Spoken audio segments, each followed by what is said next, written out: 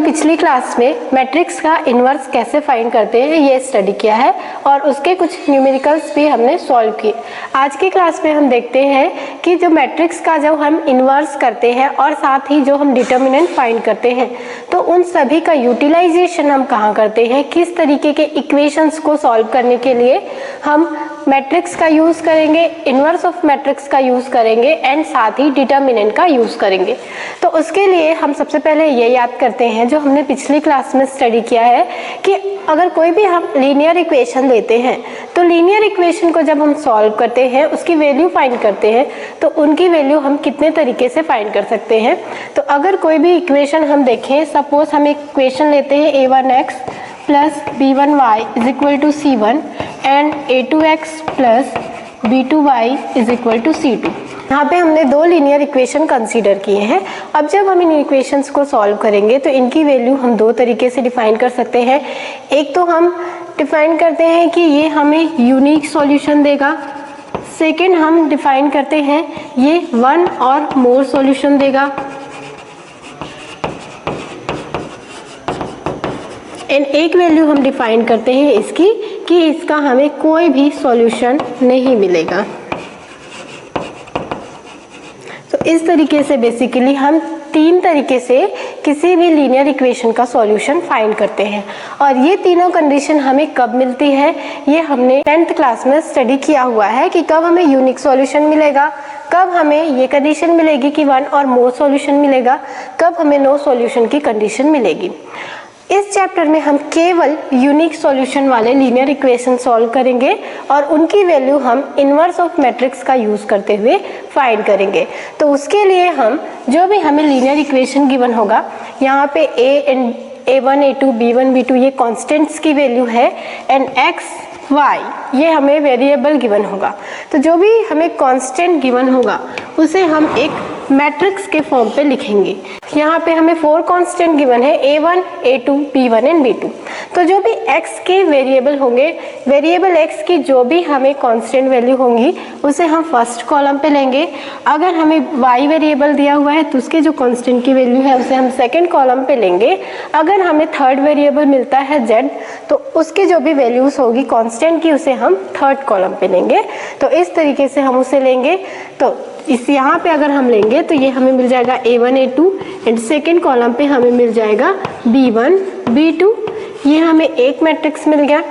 Second matrix हम बनाते हैं जो हमें यहाँ पे RHS पे जो भी वैल्यू गिवन होती है उसके लिए, तो उसे हम कॉलम वाइज लेते जाएंगे। तो यहाँ पे हमें एक मैट्रिक्स इसका मिलेगा। यहाँ पे हम एक थर्ड मैट्रिक्स बनाते हैं जिसमें हम केवल वेरिएबल्स को लिखते हैं। तो फर्स्ट वेरिएबल है x, सेकेंड वेरिएबल है y। अगर थर्ड वेरिएबल होता तो उसके लिए हम यहाँ पे थर्ड रो बनाते और उसे लिखते। तो यहाँ पे इस जो हमें इक्वेशन के फॉर्म पे गिवन था उसे अब हमने मैट्रिक्स के फॉर्म पे कन्वर्ट कर लिया। तो जब भी कोई भी इक्वेशन दिया हो हम उसे जब सॉल्व करेंगे तो उसे हम इस तरीके से मैट्रिक्स के फॉर्म पे कन्वर्ट कर लेंगे। अब अगर हम ये जो फर्स्ट हमने कॉन्स्टेंट्स का बनाया हुआ है मैट्रिक्स, इसे हम कैपिटल ए से डिनोट करें और इसे हम कैपिटल X से डिनोट करते हैं और इसे हम कैपिटल B से डिनोट करते हैं। तो यहाँ पे हमें एक इक्वेशन का फॉर्म मिल गया ax is equal to b और यही कंडीशन हम आगे भी यूज़ करते जाएंगे। तो इसके बाद अगर हम इसमें इक्वेशन के बोथ साइड a इनवर्स का मल्टीप्लाई कर दें तब हमें मिल जाएगा a inverse a into x and is equal to a inverse b।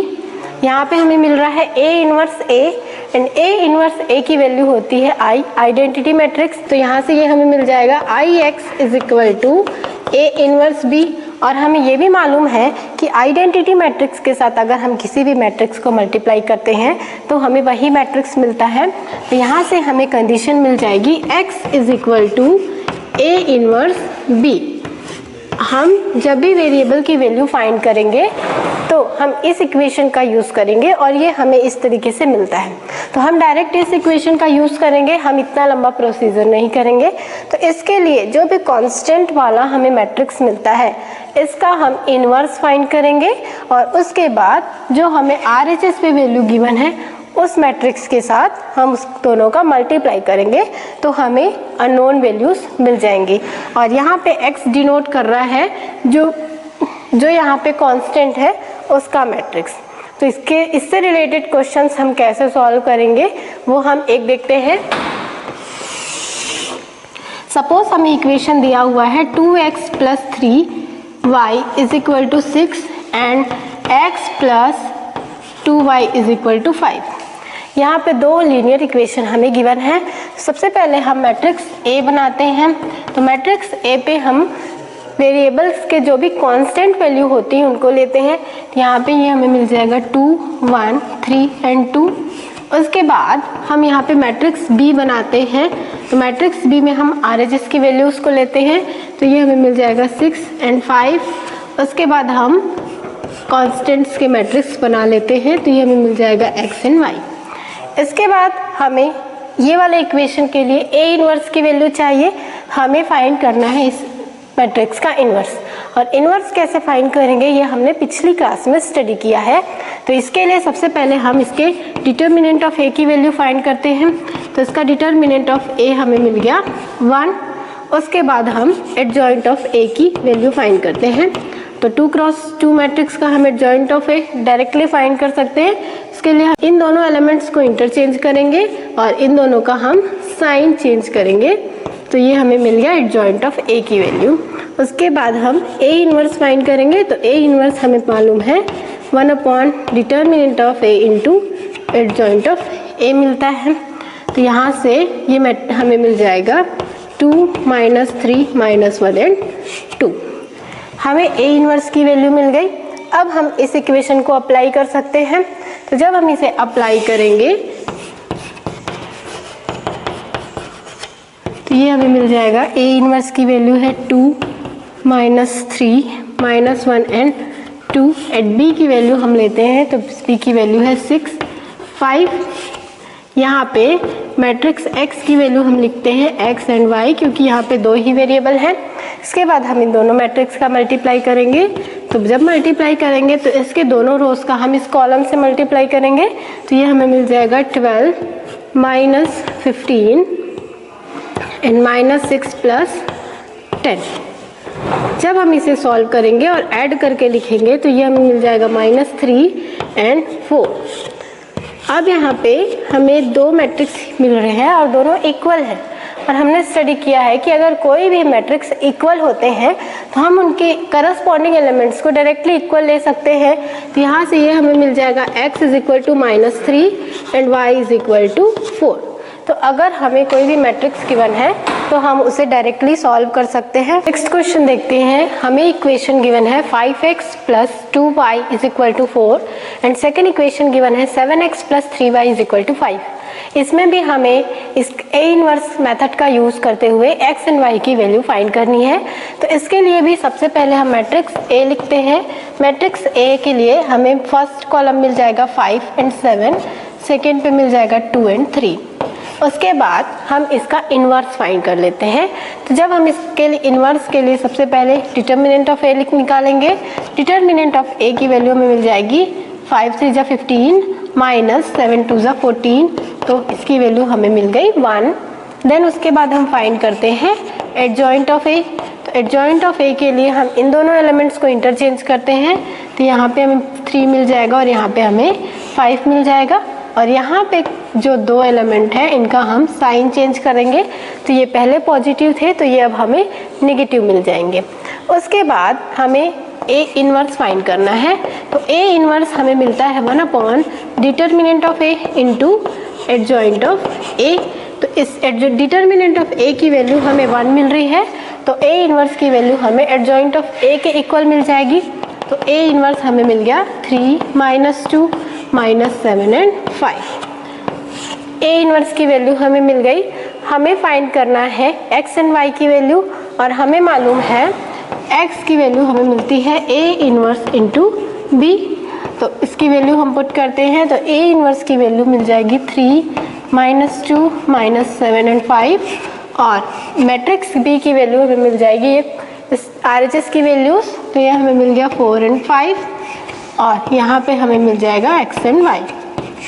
हम इसका मल्टीप्लाई करते हैं। तो जब हम फर्स्ट रो का मल्टीप्लाई इस कॉलम से करेंगे तो ये हमें मिल जाएगा 12 -10 और यहाँ पे हमें मिल जाएगा -28 + 25। इसे हम सॉल्व करते हैं, यहाँ पे हमें मिल जाएगा 2 और यहाँ पे हमें मिल जाएगा -3। ये हमें इक्वल मिल रहा है मैट्रिक्स जिसकी वैल्यूज है x एंड y। तो जब हम इसके करस्पॉन्डिंग एलिमेंट्स को इक्वेट करेंगे तो यहाँ से हमें x की वैल्यू मिल जाएगी 2 एंड y की वैल्यू मिल जाएगी 3 और यही इस इक्वेशन का सॉल्यूशन है। x की वैल्यू हमें 2 मिलेगी एंड y की वैल्यू -3। तो इन्वर्स मेथड का यूज़ करते हुए अगर हमें 2x2 ऑर्डर का मैट्रिक्स गिवन है तो हम इसका x एंड y की वैल्यूज कांस्टेंट की वैल्यू हम डायरेक्टली फाइंड कर सकते हैं। इसके बाद अगर हमें 3x3 ऑर्डर का मैट्रिक्स गिवन है उसके लिए हम कैसे सॉल्व करेंगे वो देखते हैं। तो यहाँ पे देखिए हम नेक्स्ट क्वेश्चन देखते हैं।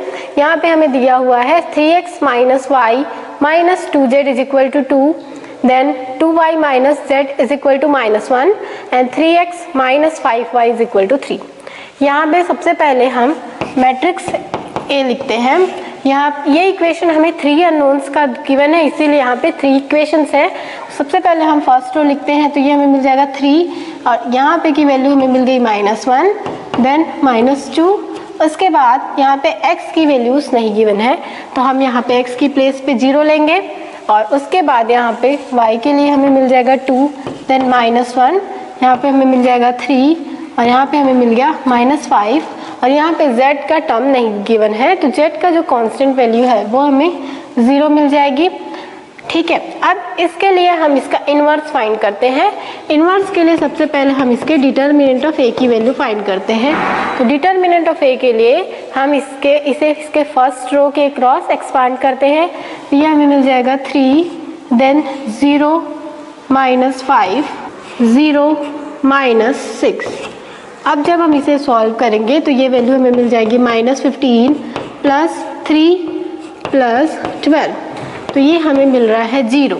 यहाँ पे हमें डिटर्मिनेंट ऑफ a की वैल्यू मिल रही है 0 और मैंने आपको बताया था कि अगर किसी भी इक्वेशन का जब हमें सॉल्यूशन फाइंड करना है और उसके डिटर्मिनेंट की वैल्यू अगर 0 मिलती है तब हम उसके इन्वर्स फाइंड नहीं कर सकते और अगर इसका इन्वर्स फाइंड नहीं कर सकते तो ये सिस्टम कंसिस्टेंट नहीं है, इसकी हम वैल्यू नहीं फाइंड कर सकते, तो ये सिस्टम इनकंसिस्टेंट है और इसका हम इन्वर्स फाइंड नहीं कर सकते। ये यहाँ से हमें पता चल रहा है क्योंकि हमने पिछले क्लास में पढ़ा है कि अगर किसी भी मैट्रिक्स का हम डिटर्मिनेंट उसकी रिजल्टेंट वैल्यू फाइंड करते हैं और वो हमें 0 के इक्वल मिलती है तब हम उस मैट्रिक्स को सिंगुलर मैट्रिक्स कहते हैं और उसका हम इन्वर्स फाइंड नहीं कर सकते।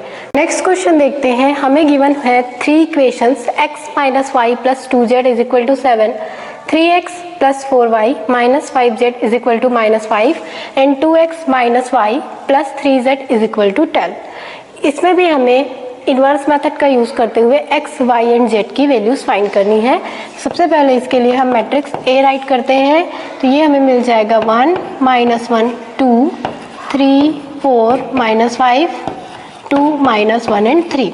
हमने सारे जो भी अननोन वैल्यूज हैं, जो भी वेरिएबल है उसका हमने कांस्टेंट की वैल्यू यहाँ पे लिख ली, जिसमें फर्स्ट कॉलम वेरिएबल x के सारे कांस्टेंट की वैल्यू शो कर रहा है, जो सेकंड कॉलम मैंने लिखा है वो वेरिएबल y की वैल्यूज को शो कर रहा है एंड थर्ड कॉलम जो है वो वेरिएबल z के जितने भी कांस्टेंट वैल्यूज हैं उसको शो कर रहा है। अब इसका हमें इन्वर्स फाइंड करना है तो उसके लिए हम इसके डिटर्मिनेंट ऑफ a की वैल्यू फाइंड करते हैं। तो ये हमें मिल जाएगा 1, उसके बाद ये वाला मैट्रिक्स हमें मिलेगा, ये हमें मिल जाएगा 12 -5 देन यहाँ से हमें मिल जाएगा +1 और ये हमें मिल जाएगा 9 + 10, उसके बाद हमें मिल गया 2 देन -3 -8। अब जब हम इसे सॉल्व करेंगे तो ये हमें मिल जाएगा यहाँ से 7 + 19 प्लस ये हमें मिल जाएगा -11 एंड -11 × 2 दैट इज -22। ये वैल्यूज हमें मिल गई। अब जब हम इसे सॉल्व करेंगे तो ये हमें मिल जाएगा यहाँ से 4 के इक्वल। तो यहाँ पे हमें डिटर्मिनेंट ऑफ a की वैल्यू मिल गई 4। इसके बाद हम इसका एडजॉइंट a फाइंड करते हैं। तो एडजॉइंट ऑफ a फाइंड करने के लिए हमें सारे एलिमेंट्स के क्रॉस इसकी वैल्यूज फाइंड करने की पड़ेगी। इसका जो को फैक्टर है हमें वो फाइंड करना पड़ेगा। तो सबसे पहले हम इसके को फैक्टर्स फाइंड करते हैं। तो a11 जब फाइंड करेंगे तो ये हमें मिल जाएगा 4 -5 -1। फिर हम फाइंड करते हैं A12। A12 का साइन हम नेगेटिव लेंगे क्योंकि यहाँ पे 1 + 2 जब हम ऐड करेंगे तो हमें एक ऑड नंबर मिलेगा। इसे जब हम सॉल्व करेंगे तो ये हमें मिल जाएगा 9 + -19। उसके बाद हम फाइंड करते हैं A13। A13 हमें मिलेगा 3 4 2 -1, इसकी वैल्यू हमें मिल जाएगी -11। उसके बाद हम फाइंड करते हैं A21। A21 की वैल्यू हमें इस एलिमेंट के क्रॉस मिलेगी और इसे हम नेगेटिव में लेंगे। ये हमें मिल जाएगा 1 2 2 एंड 3, और जब हम इसे सॉल्व करेंगे तो इसकी वैल्यू हमें मिल जाएगी 1। फिर उसके बाद हम फाइंड करते हैं A22। A22 हम सेकेंड एलिमेंट के क्रॉस फाइंड करेंगे। ये हमें मिल जाएगा 1 2 2 एंड 3, और ये हमें मिल जाएगा -1। इसके बाद हम A23 फाइंड करते हैं। हमने सारे कोफैक्टर्स फाइंड कर लिए। इसके बाद हम इसका एडजॉइंट ऑफ A लिखते हैं। एडजॉइंट ऑफ A जब लिखते हैं तब हम A11 A12 A13 हम रो की वैल्यूज़ को कॉलम पे लेते हैं। तो ये हमें मिल जाएगा 7 -19 -11 देन 1 -1 -1 देन -3 11 एंड 7। इसके बाद हम फाइंड करते हैं A इनवर्स। A इनवर्स हमें मिलता है 1 determinant of A and into adjoint of A के इक्वल। तो ये वैल्यूज़ हमें मिल जाएंगी। जब हम डिटर्मिनेंट ऑफ A की वैल्यू पुट करेंगे 4, तो ये हमें मिल जाएगा 1/4, और यहाँ पे हम लिखते हैं इसकी वैल्यूज़। ये वैल्यू हमें मिल गई A इनवर्स की। हमें फाइंड करना है constant x, y and z। तो उसके लिए हम अब फॉर्मूला यूज़ करेंगे x = A इनवर्स B। तो x की वैल्यूज़ हमें मिल जाएगी x, y, z, क्योंकि यहाँ पे 3 अननोन्स हैं। और उसके बाद हम यहाँ पे A इनवर्स की वैल्यू लेते हैं। तो ये हमें मिल जाएगा 7 -19 -11 1 -1 -3 11। तो जब हम यहाँ पे A इनवर्स की वैल्यू पुट करेंगे और यहाँ पे हम मैट्रिक्स B की वैल्यू पुट करेंगे, उसके बाद जब हम इन दोनों का मल्टीप्लाई करेंगे तो इन तीनों रोज का मल्टीप्लाई हम इस कॉलम से करेंगे। तो जब हम फर्स्ट कॉलम से करेंगे तो हमें ये वैल्यूज़ मिलेंगी। जब हम सेकेंड कॉलम से इन तीनों एलिमेंट्स का करेंगे मल्टीप्लाई तब हमें ये वैल्यूज़ मिलेंगी। थर्ड रो के साथ जब हम इस कॉलम का मल्टीप्लाई करेंगे तब हमें ये वैल्यूज़ मिलेंगी। अब उसके बाद जब हम इन्हें सॉल्व करके लिखते हैं, ऐड करके लिखते हैं, तब ये हमें मिल जाएगा यहाँ पे 8, यहाँ पे हमें मिल जाएगा 4 और यहाँ पे हमें मिल जाएगा 12। तो ये वैल्यूज़ हमें मिल गई। यहाँ पे हमें एक सिंगल कॉलम मिल गया जिसके एलिमेंट्स है 8 4 एंड 12। अब हम इस 1/4 का अंदर मल्टीप्लाई करते हैं तो यहाँ पे हमें मिल जाएगा 2, यहाँ पे हमें मिल जाएगा 1 और यहाँ पे हमें मिल जाएगा 3। ये वैल्यूज़ हमें मिल रही है x, y एंड z के इक्वल। तो इन दोनों मैट्रिक्स को हम इक्वेट कर रहे हैं। तो जब ये इक्वेट है, इक्वल है अगर ये दोनों मैट्रिक्स, तो इनके करस्पॉन्डिंग एलिमेंट्स भी इक्वल होंगे। तो यहाँ से हमें x की वैल्यू मिल गई 2, y की वैल्यू मिल गई 1 एंड z की वैल्यू मिल गई 3। और यही इन जो हमें 3 इक्वेशंस गिवन थे उसके लिए x, y एंड z की वैल्यूज़ हैं। तो अगर हमें 3x3 ऑर्डर का मैट्रिक्स गिवन होगा तो सबसे पहले हमें वही प्रोसीजर फॉलो करना है, चाहे वो 2x2 ऑर्डर का हो, 3x3 ऑर्डर का हो या और भी कोई भी ऑर्डर का हो। बस ये हमें देखना है कि वो हमें स्क्वायर मैट्रिक्स मिलना चाहिए। इसके बाद हम नेक्स्ट क्वेश्चन देखते हैं। नेक्स्ट क्वेश्चन हमें गिवन है the cost of 4 kg onion, 3 kg wheat and 2 kg rice is 60 rupees. The cost of 2 kg onion, 4 kg wheat and 6 kg rice is 90 rupees. And the cost of 6 kg onion, 2 kg wheat and 3 kg rice is 70 rupees. Find the cost of each item per kg using matrix method. यहाँ पे हमें एक equation का form नहीं दिया हुआ है, यहाँ पे हमें पहले इक्वेशन बनाना पड़ेगा। तो यहाँ पे हम एज्यूम करते हैं कि अगर हम पर केजी ओनियन को x से रिप्रेजेंट करें, अगर हम यहाँ पे मान लें कि 1 kg ओनियन का रेट x रुपीस है और वैसे ही 1 kg यहाँ पे अगर वीट मान लें, हम 1 kg वीट का रेट हम y ले लेते हैं और वैसे ही हम राइस का रेट अगर z ले लेते हैं, तो हम यहाँ पे इक्वेशन डायरेक्टली बना सकते हैं। तो यहाँ पे हमें 3 इक्वेशंस मिल जाएंगे। 4x plus 3y plus 2z is equal to 90, then 2x plus 4y plus 6z is equal to 90। उसके बाद हमें थर्ड इक्वेशन मिल जाएगा 6x plus 2y plus 3z is equal to 70। अब हमें ये 3 इक्वेशन का फॉर्म मिल गया। इसके बाद हम वही प्रोसीजर फॉलो करेंगे। सबसे पहले इसका इन्वर्स फाइंड करेंगे, उसके बाद हम यहाँ पे x, y, z की वैल्यूज फाइंड करेंगे। तो सबसे पहले हम यहाँ पे लिख लेते हैं मैट्रिक्स A की वैल्यू। मैट्रिक्स A की वैल्यू हमें मिल जाएगी 4 2 6 3 4 2 2 6 एंड 3। और इसका हम यहाँ पे अब इन्वर्स फाइंड करेंगे। तो इन्वर्स के लिए सबसे पहले हम इसके डिटर्मिनेंट ऑफ A की वैल्यू फाइंड कर लेते हैं। तो इसका डिटर्मिनेंट हमें मिल जाएगा 4 इंटू 12 माइनस 12, 4 3 ज़ा 12 and 6 into 2 is 12, then minus 3, ये हमें मिल जाएगा 6 माइनस 36 प्लस 2, ये हमें मिल जाएगा 4 माइनस 24। और जब हम इसे सॉल्व करेंगे तो यहाँ से हमें इसकी वैल्यू मिल जाएगी 50। अब हमें पता चल गया कि इसका डिटर्मिनेंट पॉजिटिव है, और अगर इसका डिटर्मिनेंट पॉजिटिव है तब हम इसका इन्वर्स फाइंड कर सकते हैं। तो इसके इन्वर्स के लिए अब हम इसके कोफैक्टर्स की वैल्यू फाइंड करते हैं। कोफैक्टर में सबसे पहले हम a11 की वैल्यू फाइंड करेंगे। a11 की वैल्यू हमें यहाँ से 0 मिल जाएगी।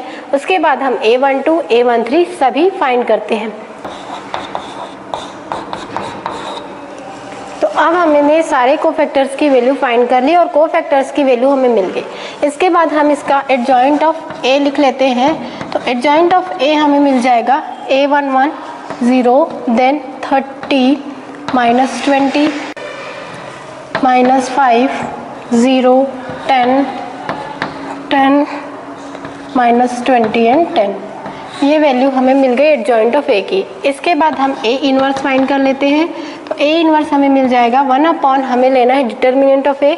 डिटर्मिनेंट ऑफ A की वैल्यू हमें मिली है 50, तो ये हमें मिल जाएगा 1 upon 50, then 0 minus 5 10 30 0 minus 20 10 and 10। ये वैल्यू हमें मिल गई। इसके बाद हम यहाँ पे यूज़ करेंगे जो हम यूज़ करते हैं x is equal to A inverse B, और A इनवर्स की वैल्यू पुट करेंगे एंड B की वैल्यू पुट करेंगे, तब हमें यहाँ पे x, y, z तीनों अननोन्स मिल जाएंगे। सबसे पहले हम इसे लिख लेते हैं।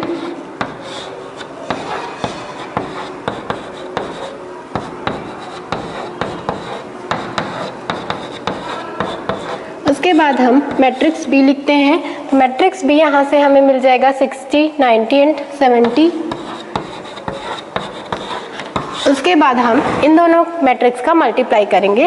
तो जब हम इसे मल्टीप्लाई करेंगे तो ये वैल्यूज हमें मिल जाएंगी 0 into 60 that is 0, then minus 5 into 90 that is 450, then 10 into 70 that is 700। वैसे ही इसका second row and third row का हम यहाँ पे मल्टीप्लाई करेंगे। और जब हम सेकेंड रो का यहाँ पे मल्टीप्लाई करेंगे तो ये हमें मिल जाएगा 1800 प्लस 0, और यहाँ से ये हमें मिल जाएगा माइनस 1400। उसके बाद हम इसके थर्ड रो का मल्टीप्लाई करेंगे तो ये हमें मिल जाएगा माइनस 1200 प्लस 900 प्लस 700। अब जब हम इसे सॉल्व करेंगे तो हमें यहाँ से अननोन्स की वैल्यू मिल जाएगी। हम इसे सॉल्व करके लिखते हैं। तो ये हमें यहाँ से मिल जाएगा 250, और जब हम इसे सॉल्व करेंगे तो इसकी वैल्यू हमें मिल गई 400, और जब हम यहाँ पे इसे सॉल्व करेंगे तो भी हमें मिलेगी 400। इस साइड पे हमें मिल रहा है x, y and z 3 unknowns की वैल्यू। अब 1/50 का मल्टीप्लाई करेंगे मैट्रिक्स पे, तब हमें इसकी वैल्यू मिल जाएगी यहाँ से 5, और यहाँ से हमें मिल जाएगा 8, और यहाँ पे भी हमें मिल जाएगा 8। ये हमें इक्वल मिल रहा है x, y एंड z के। अब हम इन दोनों मैट्रिक्स का कंपेयर करेंगे। तो यहाँ से हमें x की वैल्यू मिल जाएगी 5, y की वैल्यू मिल जाएगी 8 एंड z की वैल्यू मिल जाएगी 8। हमें मालूम करना था कि ओनियन, व्हीट एंड राइस का पर केजी रेट क्या है। हमने एज्यूम किया था कि x को हम मान रहे हैं कि ये पर केजी ओनियन का रेट है। तो हमें पर केजी ओनियन का रेट मिल गया 5 रुपीज़। पर केजी वीट का रेट मिल गया हमें 8 रुपीज़ एंड पर केजी राइस का रेट हमें मिल गया 8 रुपीज़। तो अगर कोई भी हमें थ्योरी के फॉर्म पे क्वेश्चन गिवन है तो हम सबसे पहले उसे इक्वेशन के फॉर्म पे कन्वर्ट कर लेंगे और उसके बाद हम उसकी वैल्यूज फाइंड कर सकते हैं। तो आज की क्लास में हम यहीं तक करते हैं। नेक्स्ट क्लास में हम नेक्स्ट चैप्टर स्टार्ट करेंगे।